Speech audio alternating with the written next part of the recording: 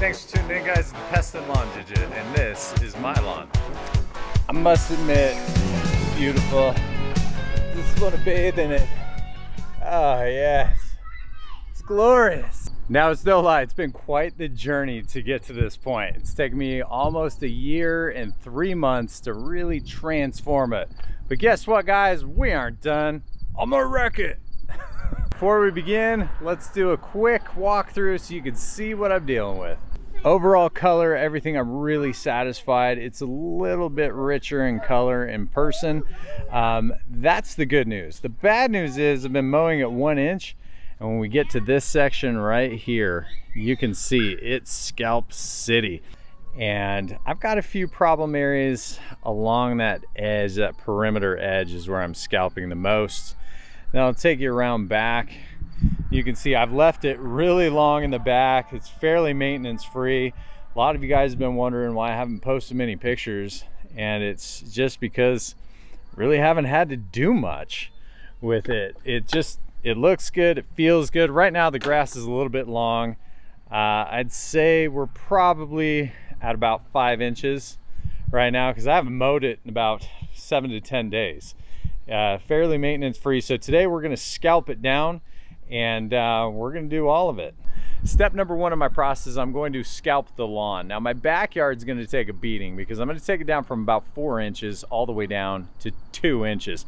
So I'm going to see some color changes because I'm taking way too much off top. It's going to stress a little bit. Now in the front yard, I'm already less than 1 inch. Ideally I want to be at 1/2 inch, but I'm just a little concerned that some of these areas are going to scalp. So I might bring down half of the front lawn. You know what? On second thought, I'm gonna scalp it just to show you guys the process. Well, my house officially looks like a train wreck. Ned don't care. Look at that. What are you gonna do? Well, I officially got the top dresser because I'm lazy, and I don't know why people want to create wheelbarrows all across the lawn.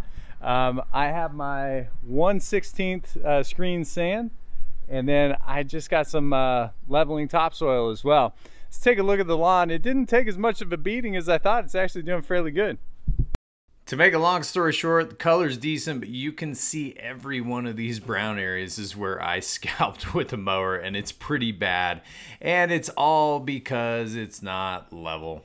Now it's pretty amazing to me that I took the lawn from 1 inch down to 1/2 inch. So I'm still remaining color, because you look in the backyard, it took it from 5 inches to 2 inches, and it looks like a bomb went off. Now I've had continued problems with water seeping in from the neighbor's house and my sprinkler overwatering. So I've got about 2 inches of standing water. As you can see, I pretty much demolished this area. Leveling's way off, so I'm going to give it one last effort and re-level this whole area. Now there's a couple of these areas I think I'm going to get a little impatient over. The level's got to come up almost 2 inches over there, and then along the sidewalk here, I want to get it really nice and even. I raised it about 1/2 inch about 3 weeks ago, and it still needs an additional 2 to 3 inches in that spot. And then I've got these areas that are so bad along the fence line, which you're gonna see my little shadow here, but this whole area, man, it's like 4 inches, 4 of my fingers, and it's got to come up. Honestly, I think what I'm going to do is just level it out and then replant grass, because I'm too impatient for this. And ultimately it's just grass, but coming in the back here, I'll show you, it's even worse. It's almost embarrassing, but what are you going to do? Fix it. That's what we're going to do. We're going to fix it. So you can see along the corner here, along the entire perimeter edge, it's really bad. Now, the only bummer part about this side is I'm gonna end up having to do my neighbor's side as well. Otherwise the dirt's just gonna slough right underneath. So he's giving me permission to do that, and get her done. So I decided that I'm gonna do an aerification. That process is aerating the lawn, removing the plugs, and replacing it with sand and dirt. And then I'm going to level right after that. Now what that's going to do is that's going to help out with my continued melting out issue. I'm gonna get more air and oxygen through the sand and the soil. It's gonna allow a lot of the nutrients to pass a little bit better too. In the long run, this is a good choice in my opinion for my lawn. Now I've decided this job, it's gonna suck no matter what, but you know what, that gives me a good idea. I'll be right back. Man, what could be worse than leveling a lawn and having to put out all this dirt while ruining a brand new white t-shirt that says Brett Sucks on it? Hey, go visit Brett's page, Brett's Grasscapades. He's pretty good at this leveling stuff. He's got it down packed. Go check him out.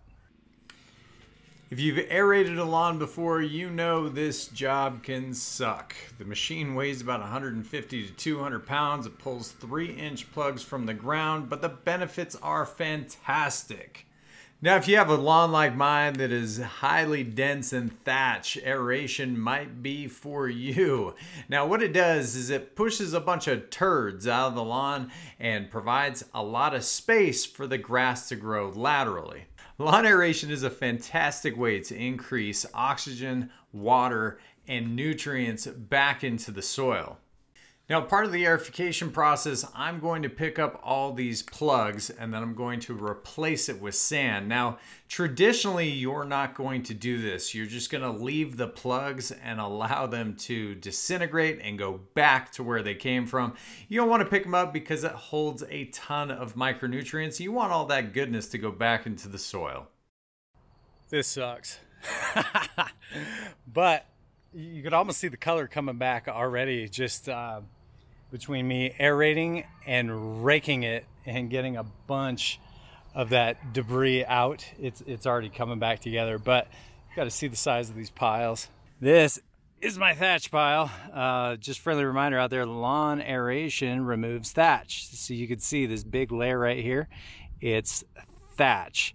And ideally you don't want to remove these plugs. I'm going to be replacing the dirt and that's why I'm doing it. But you can see how much thatch we actually have. It's just getting a little bit out of hand. Brett sucks. I get it now. Color's coming along well. So I'm going to run a recovery service now. So that way it'll start growing as soon as I put the dirt on. I'm gonna put 50 pounds, 50 pounds of humates with gypsum in it per 1,000 square feet. So I'm gonna do that now, and then I'm gonna run a full pound of nitrogen to force a lot of growth. So that way we can push the grass up through the dirt that I'm going to be placing down. To make this job suck a little less, I was fortunate enough to get the Eco Lawn Top Dresser. Now, this machine's pretty awesome. You take the dirt, you put it in the hopper, and it spreads it out for you nice and even. Now, I'm using a combination of 50% topsoil, 50% sand along this perimeter edge because it's my lowest spot, and I'm going to be adding a lot more dirt to this area than the other spots in the lawn. Now, if you have access to rent a machine like this, I highly recommend it in the springtime and put some fresh dirt out on the lawn. There's nothing better for a lawn than some fresh soil. Loading the dirt really sucks, but it sucks less when you got friends and family helping out. It makes the job go a lot easier. Now, the machine's really cool. It distributes the sand or soil evenly. So as long as you make your passes correctly, you're not going to get a lot of buildup. If you have access to a top dresser, I highly recommend it. It's well worth the money, well worth the heartache, and it will save your back. That machine is rad.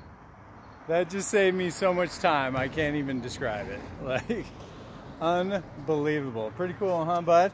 Hey, guys, watch this. They're watching. So cool.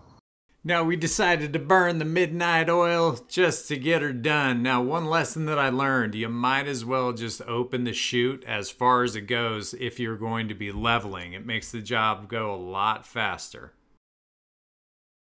It's officially day 2 on my Brett Sucks journey with my lawn leveling. And I'll tell you what, man, I'm tired. I was up late last night. Sun went down. I kept working for another 2 hours, so I'm kind of anxious to see what I'm dealing with. But kids kind of told me to tell a sign that mom's not happy because there's sand everywhere, and it's part of the journey. That's why Brett sucks. And I'd say, considering I couldn't see half of what was going on last night, I did pretty good. There's a little bit of grass sticking up. It's kind of like smearing icing on a cake, you know. You're just really just trying to get it where it goes. I've got to wait for the sun to come up, give it a couple of hours to really dry out some of the sand so it'll settle a little bit better, and then I'll start agitating it. Now the sand's a little bit more dry, it's time to use the level lawn and start pushing the sand down through the grass. Now I'm gonna cross hatch it. I'm gonna go one direction, then I'm gonna do the other, and just repeat the process over and over and over. Now I'm making fantastic progress, but this sucks. Now I was trying to figure out how to make the process go a little bit faster, so I ended up grabbing my thatch rake to see if I could pull the grass upward a little bit more, and that really sped it up. And in the process, I got rid of some of the lawn debris that was laying on top of the soil surface as well. So I got kind of a 2-in-1. It was a little bit of a bonus. I am so excited to do the backyard now. No, this sucks. The backyard was a little bit tricky. I started out with the thatch rake, but looking in hindsight, I probably should have started with the level lawn. That would have been a better choice. The grass was obviously longer, being at about 2 inches as opposed to the front yard 1/2 inch, and it made it more difficult for sure. Well, that sucked for sure, but it's looking a ton better. I want to show you my little project I got going on over here. Welcome to my mud pit. So I've had a lot of problems over here. Irrigation has been the biggest one, and I'm getting a ton of water that's pooling up over there like I've shown you before. So what I did is I put probably a full yard or two of sand mixed with topsoil, and I just got to get this leveled out.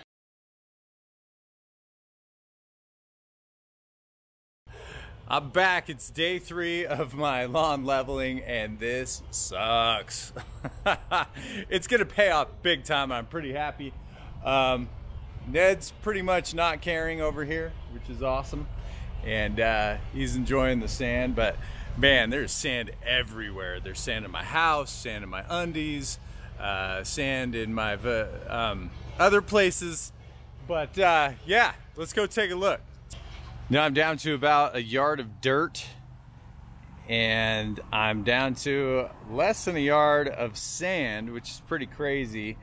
Me and Ned today, we're focusing on this spot that he's standing in. He's my compaction king right there, and we've got to figure out how to level this out. I'm still debating what I'm gonna do, other than the fact that I'm probably just gonna let it die off. I'm gonna level that all out. And then my other focus today is going to be the fence line. I'm gonna start mounding up all this dirt right now in preparation of fixing this. This is my other water spot. My big water spot issues are along this whole area, and you can see the giant gap here, and that's almost 6 inches of space between me and the neighbor, so it's kind of a big deal. Now here's where things get a little bit tricky, and I've made myself a massive mess. I have so many elevation changes that this one dose of sand is not gonna do it. So I'm gonna have to work on this in the next couple of years and just keep massaging the sand right in to change. That spot right there was the worst though. I had almost 6 inches of elevation change, and this is also where all the water was pooling and flooding up. And so I decided that sand was a really good choice because I get so much shade, primarily due to the tree that we have here, and just the fact that the house is on the backside, it's eastward facing, and I just don't get a ton of sunlight. So between those two things, I think this will solve 50% of my issues, and then working on getting a separate sprinkler station is the next step. Some of these areas still have a little bit of dips to them, so what I'm going to do is I'm going to use the level lawn, kind of show me where these dips are, and then I'm going to put the dirt right on the level lawn, and then I'm going to level them individually. As the dirt gets caught in the center channels, it falls into the divots, making it simple and effective. Now, I'm really pleased with my purchase of the level lawn. I was a little skeptical at first, but it saved me a ton of time. It was worth every penny. Now, I was able to get the kids out there. They thought it was pretty cool too, so we had an all-around fun family time. Still sucks. Oh, blows. Sucks. Still sucks.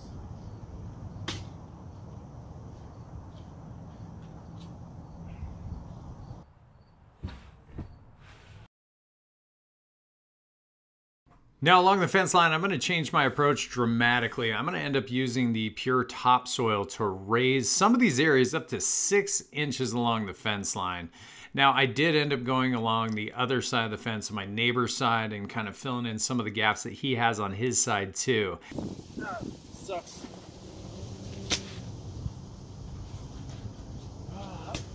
That sucks. I didn't have access to a roller, nor did I want to spend the money, so me and the kids did the old-fashioned La Cucaracha dance all over the soil to get it nice and compact, and then I just used the level lawn to level it out. Now I chose to put a small layer of sand over the top in case my kids decide to walk on it. I didn't want them tracking mud through the house. On the suck again. Can't wait to get on the suck again. Just be prepared. If you have a project like mine, you are going to be moving a ton of dirt. So you need to make sure you have the right tools for the job. The most handy tool I had in the bunch for this section was the bow rake. It allowed me to push the dirt really well, and then I just used my foot to compact it along the fence line. I did that over and over and over. My final step was using the level lawn to make sure that it was somewhat level with the rest of the grass. In hindsight, it may have been easier to rent a bobcat and just scrape the top to make the back even, but hey, I never backed down from a challenge. Unfortunately, I'm going to have to do this process a couple of times in the backyard and go very aggressive in order to get it where it needs to be if I really wanted to mow short. Well, it's doing much better. It's far from complete. I'm still going to have to overseed and put a small top dressing on it, but guys, I'm pooped, and this sucks. Well, those last 3 days really sucked. I'll tell you what, you want to level your lawn, be prepared. It's going to suck. If you guys have any questions or concerns, hit me up in the comments. Till next time, guys, this is Pest and Lawn Ginja. This is my lawn.